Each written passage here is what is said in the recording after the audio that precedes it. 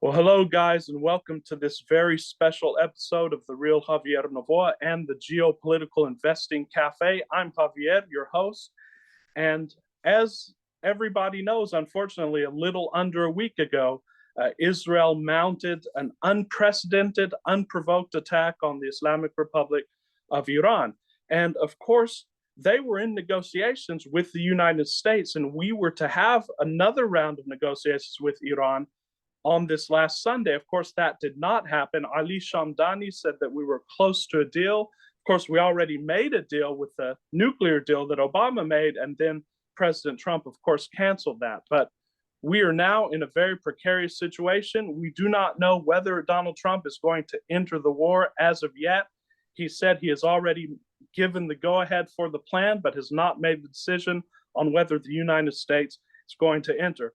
With this and all the shocks and increasingly uncertain financial system, I have the indefatigable, the maverick investor, Mr. Jim Rogers, on this channel once again. Thank you, Jim, for joining us once again at this virtual table. I'm delighted to be here, but listening to your introduction, I should probably go away and hide. And that's what we've said many times, Jim. So, how did we get here? It seemed as if we were at least on a path to peace. Donald Trump said throughout the campaign that he was against foreign wars, and just a few weeks ago in Saudi Arabia, he railed against the neocons. It now seems that the neocons in his circle have gotten to him, so to speak, and that he's increasingly marginalized the anti-war faction of the MAGA movement. How did we get here, Jim?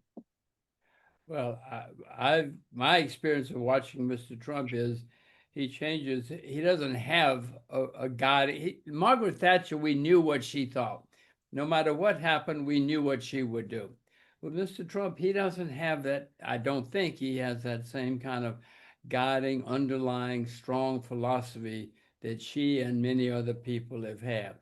Mr. Trump just watches TV and decides what to do, no matter what it is. And that can be a problem. It might be great, but it's more likely to be a problem. So I don't know what Mr. Trump is going to do. And the one reason I don't know is because he doesn't know. He doesn't know what he's going to do. And it could be bad for all of us. And we pray not and we hope not. Do you believe right now, just based on your geopolitical analysis, because I know as an investor, you've rubbed shoulders with a lot of politicians and a lot of financiers, and you sort of know how they think. Is the United States preparing for direct involvement, either via naval protection or full-scale strikes? And do you think we're actually going to start bombing Iran any minute now, or do you think that cooler heads could prevail and we would not get involved in this as the United States? Well, if we've got good sense, we won't get involved. We both know that. I hope they know that in Washington. The problem is, I don't know if there are cooler heads. As I say, Mr. Trump just sort of figures out what to do on the run, and depends on what emotions he has after watching TV. And it looks terrible. I mean, just reading the news or watching what's going on, it looks like other periods throughout history when a bunch of small wars have suddenly become a big war. And everybody says, oh my God, how do we get into this? How do we get out of this? But usually there's no way out when you get into a big war and people are emotional and scared. So I don't like what I see. I hope I'm very, very wrong. I hope Mr. Trump can figure out some way to come home. And you said this last year we talked when Israel and Iran exchanged strikes. And now, of course, it looks like Iran is doing quite a lot of damage. It looks like, according to people like Scott Ritter and others, that Iran has a lot more capabilities than the United States and Israel gives it credit for. You had the feeling then last year, you said that it looks like someone's trying to make peace and cooler heads will prevail. So now you have the feeling that this actually might go off the railway, so to speak? Only because it's out of control. It seems to be getting out of control. Yes, if there are cooler heads around that somebody will listen to, let's hope. Let's hope. But just sitting here far, far away, it doesn't look like, well, it looks like cooler heads may not prevail. And that's pretty scary indeed. So, Well, I hope you're scared. I'm scared. for sure. And you knowing a lot about China, and you go to China a lot, you're near China. Now, a lot of people don't know that China gets 50% of their energy needs from Iran. They are very long-standing allies. How does this play out if the United States does go ahead and strike Iran or even send that mother of all bombs that they're talking about? Does China get involved militarily or in some other way? And do you see this as leading to perhaps a world war between superpowers, maybe? Well, what you just described is not good. I mean, if people, big guys, start hitting each other with bombs, they feel they have to hit back. It doesn't matter whether they do have to hit back or not. They feel they do, and somebody will hit back. Oh, that's not good. That's not good for anybody. Certainly not good for you and me and the United States. It certainly is not. And they've sent the USS Nimitz and a naval detachment. They've sent it to the Middle East, and a lot of people have observed that the USS Nimitz was guarding Taiwan. Do you think China may take this as an opportunity to perhaps invade Taiwan? Well, China has been remarkably reserved and restrained. I mean, I don't know if they know what they're doing, but they have certainly. I think China knows all they have to do is wait. I mean, look at a globe. There's no reason to invade Taiwan. If they just wait long enough, they know they'll have Taiwan again. And so far, both historically and recently, China has usually just waited. You know, Europe is full of international wars. China's had very, very, very few international wars in its history. And for some reason, they've often been restrained and just wait. Let's hope they're just going to wait. I'm willing to wait. I don't know if Mr. Trump is willing to wait, but I certainly am. And I hope China is. We could certainly pray that they do. But as you said, we're seeing the sort of the perfect soup here, the perfect storm with a combination of factors. What do you make? Because I remember listening to you years ago, and you spoke of civil unrest in the United States. What do you think of these protests and turning violent at times, and then Trump sending the military to California? What are your thoughts on this whole process and the immigration situation in the United States? Well, the United States is made up of immigrants. We wouldn't be there, wouldn't be here if it weren't for huge, huge, huge numbers of immigrants in the last 200 or 300 years. Immigration has been great for the United States, been fabulous. Mr. Trump's mother and grandma, well, you know, lots of the women in Mr. Trump's life, his wife is an immigrant. Mr. Certainly Trump, so. lots of immigrants. We all have. Immigration has been good for the United States, and I hope it continues. I'm very, very keen on immigrants. My goodness, they often bring new ideas, new energy, new capital to the America, and America has been made better by immigrants throughout our history. You know, George Washington, all of those guys were immigrants long, long, long ago. And so I'm keen on immigration. And I hope that it doesn't lead to emotional reactions and war. The United States has had enough wars in our history. A study recently showed that in all but 19 years of our history, we've been at war with somebody. Washington loves wars, and they think we can always win. I'm not too keen on wars, especially not in 2026, 2028, 2030. I'm not for them. I hope Mr. Trump keeps a cool head. And you talk about this, and we all know that a world war could destroy humanity in 2025, 2026, because of the weapons we have, because of the AI, which we'll get to in a little bit here. But why do you think that the people surrounding Trump are supporting us going full-fledged into war? I watched this interview with Tucker Carlson and Ted Cruz. And Ted Cruz is, of course, very pro-war, very pro-Israel. But wouldn't they know the same thing that we know, that this could destroy our country, that it could destroy humanity? Are these people just completely ignorant, or are they evil? Both. You know, I mean, Debbie, Washington, I don't know if it's because America's far away from other countries and it makes us a little bit isolated or whatever in our reactions. For some reason, we think we don't have to worry. Well, okay, that's great. So far, so good. In 200 or 300 years, we haven't had to worry, but it's getting worse. And I, for one, worry, and I, for one, hope that the people in Washington worry and have a cool head. I certainly do as well. But for putting aside what we hope for, just in your projections, where do you see this going? Do you see this lasting for months? Do you see it turning into a world war? Or do you see it perhaps cooling down, that maybe cooler heads would prevail? I don't see the cooler heads yet. Maybe it's because I'm emotional from today's news or yesterday's news. I don't see it cooling down yet. I am perhaps more, if you look back at the beginning of most of the wars in the last 100, 200 years, they've started off with a little war here and a little war there. And the next thing you know, everybody says, how do we get into this war? How do we get out of this war? And the problem is, once everybody's in it, it's harder and harder to get out. That is my worry. My worry is not that there won't be cool heads. My worry is it will go too far and then it's too late. And then everybody's drawn in. So, shifting gears a little bit to what we can do, oil is already up 7 to 10%. We've talked about this in other interviews. Gold is up.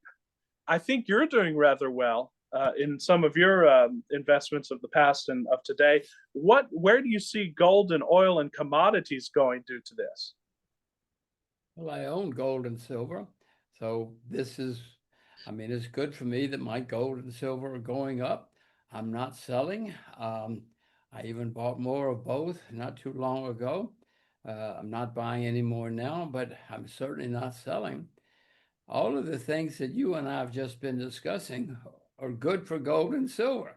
I'm not saying let's have a war for gold and silver, Of course not. but at least that might be one protection for a while. The problem is, of course, you know as well as I do, that eventually gold and silver can go down a lot, and they have at times in history. And if things can really get out of control, yes, it's good for gold and silver for a while, but eventually even gold and silver go down a lot because people say, oh my God, get out of everything. Of course. And so that's just what Mises called the crack up boom, where everything just crashes. Unfortunately. Yes, I'm not keen on a crack up boom. Not nor am I. Another perhaps winner from this, and this is a side of this conflict that not a lot of people are talking about, that AI and Palantir, there are reports that Palantir and other Western AI firms are actually helping in the war. They're helping the IDF, they're helping US intelligence. And a lot of people are saying that Palantir is taking us very quickly into an AI induced sort of tyranny. Do you see that happening? Do you think AI could just get totally out of control and could be used by certain powers to control every aspect of our life, find anyone you want at any time you want, as they're doing now in Iran? I know they could get out of control. I know that throughout history, no matter what the new technology is, and no matter how exciting it is, it often gets out of control. And people don't think it's going to get out of control, but because of the miraculous nature of these new technologies, it gets out of control. They're wonderful. It's fantastic. It's like electricity. Electricity is wonderful, but it got out of control a few times in history. Nobody expected it to, but human beings are human beings. And anything can be used for good and for ill. So, meanwhile, experts are talking about the fact that inflation may surge just as Powell is resisting Trump's demands for aggressive rate cuts. I'm not sure if you saw the spat between Powell and Trump today, with Trump calling Powell stupid and saying that he should take over the Fed and interest rates policy. Trump wants him to cut interest rates, but Powell is not doing that. Trump's calling him incompetent, a globalist, and vowing trying to remove him and so on. So do you think Trump could end central bank independence, even though the central bank is not good? But I do think it's good that they have a measure of independence from the government. Well, it's always better that anybody has independence from the government, especially these days. So yes, the central bank was set up totally independent. That was the intent in the beginning. It still is, but that does not mean that somebody cannot come along and change it. And Mr. Trump is the sort of person who, in a fit of pique or whatever, in a fit of genius, whatever, might end the central bank independence. And then it's Mr. Trump. I don't know if Mr. Trump would be better or worse than an independent central bank, but he could do it. He could do it. If he does do it, I, for one, will be very worried. I, for one, will be worried that inflation is going to get much worse in the U.S. and the world. It seems, as you said, Trump has some good instincts, but he has absolutely no ideology and probably no knowledge of economics, unfortunately. Well, Mr. Trump doesn't have much knowledge of history either. Mr. Trump has actually gone bankrupt several times in his career. Nothing wrong with that. If you can recover from bankruptcy and learn from it, you might be better off. Mr. Trump certainly has experience going bankrupt. Let's hope he doesn't bankrupt the whole world. Amen to that. So, what do you recommend people do now with this new turn of events? And maybe what are you doing with your money? Besides gold and silver, is there anything else that you're watching for now with the turn of these events? Well, most of my money is in cash in US dollars, and specifically in US dollars, because I know that when there's a problem, people look for a safe haven. And at the moment, anyway, the US dollar is considered a safe haven. It's not a safe haven, but people think it is for historic reasons. I mean, the US is the largest debtor nation in the history of the world. So it's not a safe haven, but the perception in most of the world is that it's a safe place to be. So I have a lot of money in US dollars. If it goes up a lot, I hope I'm smart enough to sell. But then your next question should be, and where will you put the money? And my problem is, I don't know. For one of the few times in my life, I don't see an alternative competitor to the US dollar. I've got to be one. There always is. I just don't know what it is right now. If you know, don't say it out loud. Send me a private email. For sure. And incidentally, have you heard from any of your contacts there? There was a report that North Korea, the United States, has reached out to talk to North Korea, and they've ignored us. It's as if North Korea has no interest anymore in engaging with the United States at all.